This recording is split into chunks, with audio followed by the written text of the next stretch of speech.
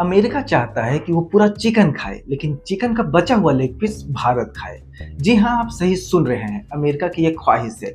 लेकिन अब सवाल ये है कि आखिर अमेरिका ऐसी अजीबोगरीब ख्वाहिश क्यों पाल रहा है? जानते हैं आज के इस वीडियो में। 2 अप्रैल 2025 वो तारीख है जब अमेरिका का रेसिप्रोकल टैरिफ सभी देशों पर लागू हो चुका है। इस कदम का मुख्य उद्देश्य उन देशों को जवाब देना है जो अमेरिका से इंपोर्ट होने वाले सामानों पर हेवी टैक्स लगाते हैं, और इसी के साथ अमेरिका भारत के एग्रीकल्चर सेक्टर में घुसने की भी ख्वाहिश पाल बैठा है। भारत अमेरिका के एग्रीकल्चर प्रोडक्ट पर 38% टैक्स लगाता है, जबकि अमेरिका भारत के एग्रीकल्चर प्रोडक्ट पर 5.3% टैक्स लगाता है। अब यहाँ पर अमेरिका का कहना है कि भारत उसके प्रोडक्ट पर, खासकर डेयरी और एग्रीकल्चर प्रोडक्ट पर काफी ज्यादा टैक्स लगाता है, जिससे अमेरिकी किसानों और व्यवसायी को भारतीय बाजार में पहुंच बनाने में मुश्किल होती है। ट्रंप प्रशासन का कहना है कि यह अनुचित व्यापार प्रथा है और इसे बैलेंस करने के लिए रेसिप्रोकल टैरिफ लगाना जरूरी है। ट्रंप ने अपने संबोधन में कहा था कि भारत उनके प्रोडक्ट पर 100% टैरिफ लगाता है, जो किसी भी प्रकार से सही नहीं है।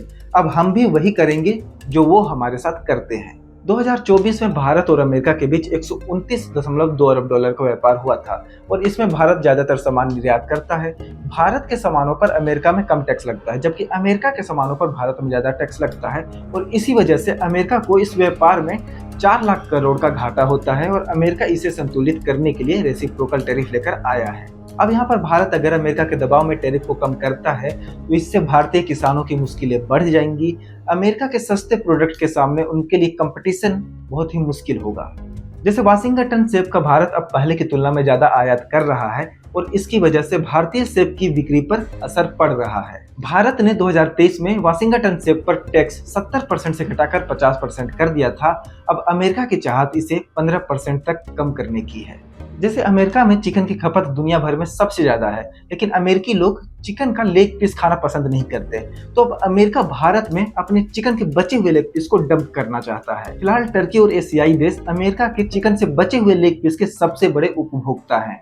अमेरिका में कपास की बम्पर पैदावार होती है, वहाँ 16,000 किसान हैं, और औसत रकबा लगभग 4,000 हेक्टेयर से अधिक है, जबकि भारत में कपास की खेती से 98 लाख किसान जुड़े हैं। अमेरिकी कपास पर भारत 35% टैक्स लगाता है। अमेरिका की ख्वाहिश है कि यह टैक्स गिरकर 5% पर आ जाए। अमेरिका में हर साल किसानों को 26 लाख रुपए की सब्सिडी मिलती है, जबकि भारत में प्रतिवर्ष किसानों को मात्र 6,000 रुपए की सब्सिडी मिलती है।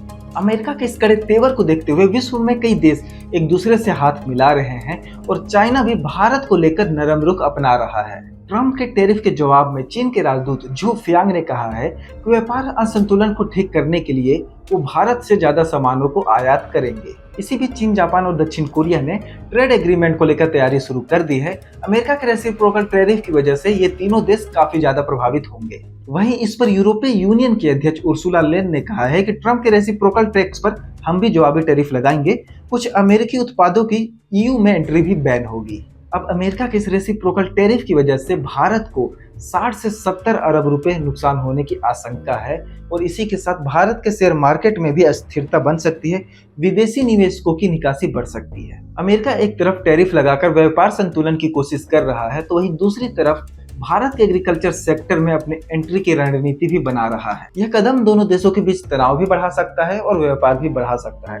बहरहाल ये देखना दिलचस्प होगा कि आने वाले समय में भारत इसका जवाब किस तरीके से देता है। आपको ये खबर कैसी लगी, अपनी राय हमें कमेंट बॉक्स में जरूर बताइएगा।